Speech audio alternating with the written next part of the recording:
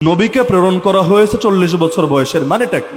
এর মানে হলো আল্লাহ তাআলা তাকে এই সম্মাননা তো বহু আগেই দান করে রেখেছেন, তবে বিশেষ একটা দায়িত্ব আল্লাহ 40 বছর বয়সে তার কাঁধে তুলে দিয়েছেন। এই দায়িত্বটাও ধাপে ধাপে বেড়েছে। প্রথমে আল্লাহ শুধু তাকে দিয়েছেন, এক পর্যায়ে তার আপনজনদেরকে দাওয়াত দিতে বলেছেন, এক পর্যায়ে শুধু আপনজন না একেবারে সবাইরে দাওয়াত দিতে বলেছেন, এক পর্যায়ে শুধু দাওয়াত না জিহাদ পর্যন্ত করতে বলেছেন। ধাপে ধাপে অগ্রসর হয়েছে। যেমন কোরআন আল্লাহর কালাম কবে থেকে? আল্লাহ যখন থেকে, আল্লাহর কালামও তখন থেকে। যখন আদম নবী দুনিয়াতে ছিলেন তখন কি কোরআন ছিল না? অবশ্যই ছিল। আল্লাহ দুনিয়াতে আমাদের সামনে জাহের করেন নাই, কিন্তু আল্লাহর কাছে লৌহে মাহফুজে সংরক্ষিত ছিল নাকি ছিল না? অবশ্যই ছিল। তো মুহাম্মদুর রাসূলুল্লাহ সাল্লাল্লাহু আলাইহি ওয়াসাল্লামকে চাইলে আল্লাহ তো একদিনেই পুরোটা দিয়ে দিতে পারতেন। আল্লাহর এই ক্ষমতা আছে নাকি নাই? লাইলাতুল কদরে তো পুরো কোরআনকে আল্লাহ একসঙ্গে নামিয়েছেন, পুরো কোরআনকে একসঙ্গে নামিয়েছেন। কোথায়? দুনিয়ার আসমানে, এই প্রথম আসমানে। তো লৌহে মাহফুজ থেকে পুরোটা একসঙ্গে নামালেন, ইন্না আনজালনাহু ফি লাইলাতিল কদর। এরপর সেই প্রথম আসমান থেকে আমার রাসূলের উপর 23 বছর ধরে নাজিল করলেন। কেন? আল্লাহ এক সেকেন্ডে নাজিল করতে পারতেন না? আরে বলেন না, পারতেন না? 23 বছর ধরে কেন নাজিল করলেন? এটা আল্লাহর হিকমত, আল্লাহর রহস্য, আল্লাহর প্রজ্ঞা। এর কি ব্যাখ্যা আল্লাহই ভালো জানেন। একইভাবে আল্লাহ চাইলে শৈশবেই আমার নবীকে নবুয়ত দিতে পারতেন নাকি পারতেন না? আরে বলেন না, পারতেন নাকি পারতেন না? এক শ্রেণীর বকলম বলে কোন নবী নাকি নবী হয় নাই 40-এর আগে। ভুয়া কথা, একেবারেই কাঁচা কথা। কোরআনই তারা পড়ে নাই। আপনি কোরআন খুলেন, ইয়া ইয়াহইয়া খুযিল কিতাবা বিকুওয়া وآتيناه الحكم يعني النبوة صبيا يعني حال كونه صبيا। খুলেন তাফসীরের কিতাব, কোরআন বলছে আল্লাহ ইয়াহইয়া নবীকে ডেকে বলছেন, হে ইয়াহইয়া কিতাবকে ধরে রাখো শক্ত হাতে, আর আমি ইয়াহইয়াকে নবুয়ত দিয়েছি ছোট বয়সে।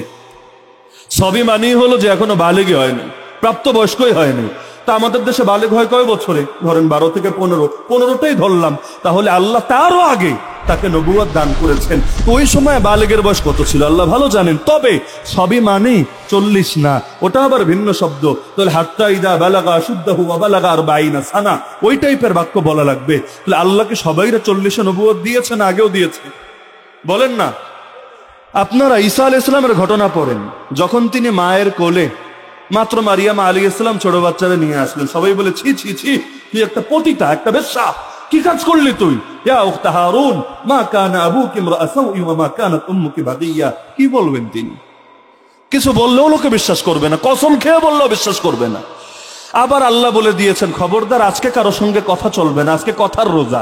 কথার রোজা মানে কারো সঙ্গে কথাবার্তা বলা যাবে না। তো একদিকে সবাই চরিত্র নিয়ে কথা তুলেছে, আর একজন সতী নারীর যদি চরিত্র নিয়ে কথা তোলে, আরে তার বেঁচে থাকার আর কি অর্থ থাকে? এই এক করুণ অবস্থায় আল্লাহর জন্য এই জবানকে বন্ধ করলেন, আল্লাহ তার জন্য ভিন্ন জবানকে খুলে দিলেন। যেমন আমাদের বুজুর্গরা আল্লাহর জন্য এই নজরটাকে বন্ধ করেন, হারাম দেখেন না, গুনাহের জিনিস দেখেন না। আল্লাহ এমন একটা নজর খুলে দেয় যেটা দিয়ে সাধারণ মানুষরা দেখে না। তখন তারা এমন অনেক কিছু দেখতে পায় যে সাধারণ মানুষদের আকলেও ধরে না। আল্লাহ তাআলার জন্য তিনি তার নিজের মুখ বন্ধ করলেন, আল্লাহ এমন মুখ খুলে দিলেন যে মুখ দিয়ে কথা বলার কোনো প্রশ্নই আসে না। ওই দুধের বাচ্চা, তার দিকে ইশারা করলেন, সবাই হাসাহাসি শুরু করলো। আরে পাগল, একদিকে চরিত্রও খুঁয়েছিস আর একদিকে মনে হয় আকলও খুঁয়ে এসেছিস। ক্বালু কাইফা নুকাল্লিমু মান কানা ফিল মাহদি সাবিয়্যা। এই কোলের শিশুর সাথে কথা বলবো কিভাবে? এখন কোলের শিশুই বাকিটা বলে উঠলো, ক্বালা ইন্নী আবদুল্লাহ। কোলের শিশুর মুখ থেকে কথা বের হলো, আরে আগে শোন তো কথা, নিশ্চয়ই আমি আল্লাহর বান্দা। কেমন বান্দা জানিস? আতানিয়াল কিতাব ওয়া জাআলানি নাবিয়্যা। আল্লাহ আমাকে কিতাবও দিয়ে দিয়েছেন, আমাকে নবীও বানিয়েছেন। এখনো কোলে। হ্যাঁ, কেউ কেউ ব্যাখ্যা করে যে নবী বানিয়েছেন মানে ফয়সালা চূড়ান্ত। তো এখানে এসে যদি ব্যাখ্যা করেও ইয়াহইয়া আলাইহিস সালামের ব্যাপারে ব্যাখ্যা করার সুযোগ নাই। অধিকাংশ মুফাসসিরের মতে সেখানে অর্থ এটাই, আল্লাহ তাকে নবুয়ত দিয়েছেন প্রাপ্তবয়স্ক হওয়ার আগে। হ্যাঁ, অধিকাংশকে আল্লাহ 40-এ দিয়েছেন, এটা ঠিক। অধিকাংশ আর সবাইকে এক কথা নাকি? সবাই মানে প্রত্যেকে, আর অধিকাংশ মানে বড় একটা সংখ্যা। তা আল্লাহ অধিকাংশকে 40-এ দিয়েছেন কেন? এর রহস্য আল্লাহ ভালো জানেন। যেমন 313 একটা সংখ্যা, আপনারা জানেন তো নাকি? 313-এর মধ্যে কি আছে আমাকে বলেন দেখি। বদর যুদ্ধে নবী নামলেন কয়জনকে নিয়ে? তালুত আলাইহিস সালাম জালুত বাদশার বিরুদ্ধে যুদ্ধে নেমেছিলেন কয়জনকে নিয়ে? 313। একইভাবে আল্লাহর খলিফা মাহদী যখন আসবেন তাকে গিয়ে বায়াত দেবেন কয়জন? প্রথমে 313। কি আছে 313-তে?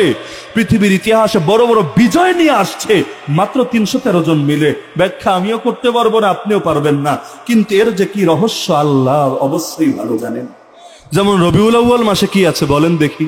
নবীর জন্ম এই মাসে, নবীর ওয়াফাত এই মাসে, নবীর জীবনের বড় বড় অনেক গুরুত্বপূর্ণ ঘটনা এই মাসে। আরে কিছু একটা তো আছে। রবি শব্দের অর্থই বসন্ত, তো বসন্তের মাসে দুনিয়ায় নতুন করে বসন্ত আসলো কেন্দ্রে, অবশ্যই কোনো না কোনো রহস্য আছে। আমি জানি না, আপনি জানেন না, তাতে কি? রব্বুল আলামিন কিন্তু ঠিকই জানেন। তো রব্বুল আলামিন 40 বছর বয়সে তার উপর ওহী নাজিল করতে শুরু করলেন। এর আগে তার নবুয়তটা প্রকাশিত হয় নাই মানুষের সামনে। তো এখন বোঝেন পুরো আলোচনার খোলাসা কি, এক বাক্যে বুঝতে পারবেন। কেউ যদি বলে নবী নবী হয়েছেন 40 বছর বয়সে, এর আগে তিনি নবী ছিলেন না, এই বাক্য যদি কেউ বলে, এর দুইটা অর্থ হতে পারে। কয়টা অর্থ?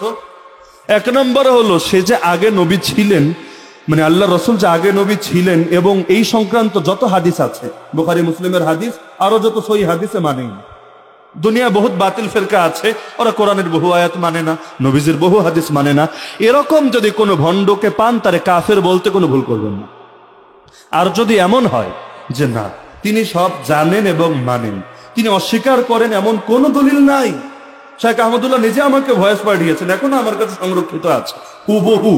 তিনি বলেছেন যে আমি কেন রে ভাই, মাদ্রাসায় যে 2-3 ক্লাস পড়েছে এমন একটা ছাত্রকে দেখা সম্ভব যেই ছাত্র এই নবীজির এই হাদিসটা জানে না, যে আমার নবী তখনও নবী যখন আদম আলাইহিস সালামের দেহে রূহ সঞ্চার হয় নাই। এটা মাদ্রাসার ছোট বাচ্চা জানে না, এটা কি সম্ভব? সবাই তো জানে, এবং যারা জানে মানে। এটা নিয়ে ইখতিলাফ করেছে এমন লোক আমরা আমাদের জীবনে দেখিনি। আমরা আমাদের জীবনে অন্তত কওমি সার্কেলের মধ্যে, যেহেতু তিনি কওমি মাদ্রাসা থেকেই দাওরা পড়েছেন, দেখি নাই। এখানে তিনি ব্যক্তিটা বিষয় না, অথবা তার উপর যে আপত্তি করেছে ব্যক্তিটা বিষয় না। আমাদের বিষয় হলো আকীদা, আমাদের বিষয় হলো আদর্শ, আমাদের বিষয় হলো আহলে সুন্নাত ওয়াল জামাতের নীতি। এখানে ব্যক্তি মোটেও মুখ্য না, তাহলে ব্যক্তির পক্ষে বলা বিপক্ষে বলা এগুলো কোনো বিষয় না। আমরা তো ভুলের ক্ষেত্রে আমাদের বাপরাও ছাড় দিতে রাজি না। কওমি আলেমকে আলী আর আলেমকে, আরে হকের জন্য সব ছাড়া যায়, কিন্তু হককে ছাড়া যায় না কারোর জন্য। আমার বাপ যদি হকের বিরুদ্ধে চলে যায়, যেই সার্কেলের হোক, তার বিরুদ্ধে বলা লাগবে নাকি লাগবে না? কওমি মাদ্রাসায় পড়ে কতজন বেদাতীদের নেতা হয়ে গিয়েছে, হয় নাই? আরে হয় নাই? খালি আগের যুগের ইতিহাস না, আমাদের রাজবাড়িতে আসেন, আমি অন্তত 1 ডজন মৌলবী দেখিয়ে দেব, 1 ডজন, যারা কওমিতে পড়েছে, কেউ হাফেজ হয়েছে, কেউ কিতাবখানায় পড়েছে, এখন বেদাতীদের মসজিদের নেতৃত্ব দিচ্ছে, ইমাম তারা, খতিব তারা, তারাই মাসালা পাচার করছে, তারা জেনে বুঝে মিসগাইড করছে। যদি আমরা গিয়ে ধরি, বলে হুজুর সবই তো বুঝি, কিন্তু কি করব বলেন? ধান্দা তো এখানে। ওই যে অনেকে বলে হুজুর এই যে সবাই মিলে ওরে গালি দিচ্ছে, ও কি বোঝে না যে ও ভুল করছে?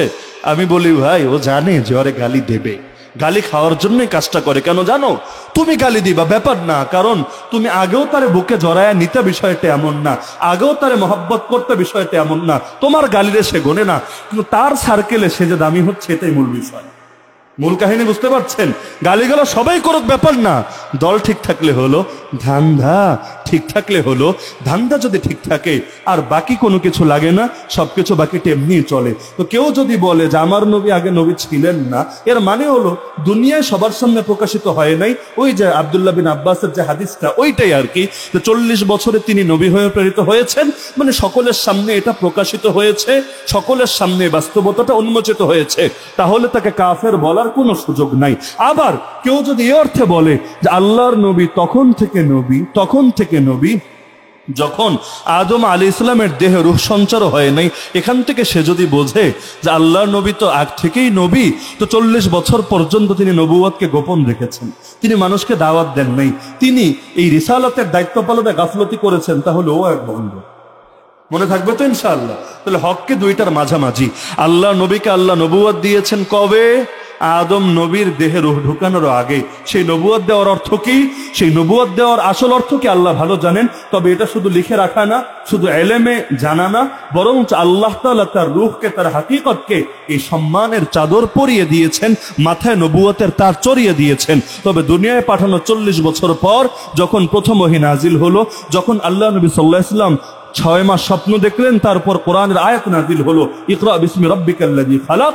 তখন দুনিয়ার মধ্যে নবুয়ত প্রকাশিত হলো, সকলে জানতে পারলো, নবীকেও দায়িত্ব দেওয়া হলো। ধীরে ধীরে ধীরে প্রথমে নিজে জানলেন, তারপর অন্যদেরকে দাওয়াত দিলেন, দিতে দিতে এক পর্যায়ে জিহাদও করলেন, আল্লাহর জমিন আল্লাহর দ্বীনও কায়েম করলেন। তাহলে কি বুঝলেন? যে বিষয়টারে খোলাসা করে বুঝলে একদম সহজ, একদম পানির মতো সোজা। আর যদি আপনি একটু প্যাচ রাখেন, তাহলে প্রত্যেক দল অপর দলরে কাফের বলতে পারবে। শেখ আহমদুল্লাহ নিজে আমাকে ভয়েস পাঠিয়েছেন, এখনো আমার কাছে সংরক্ষিত আছে হুবহু। তিনি বলেছেন যে আমি কেন রে ভাই, মাদ্রাসায় যে 2-3 ক্লাস পড়েছে এমন একটা ছাত্রকে দেখা সম্ভব যেই ছাত্র এই নবীজির এই হাদিসটা জানে না, যে আমার নবী তখনও নবী যখন আদম আলাইহিস সালামের দেহে রূপ সঞ্চার হয় নাই। এটা মাদ্রাসার ছোট বাচ্চা জানে না, এটা কি সম্ভব? সবাই তো জানে, এবং যারা জানে মানে। এটা নিয়ে ইখতিলাফ করেছে এমন লোক আমরা আমাদের জীবনে দেখিনি।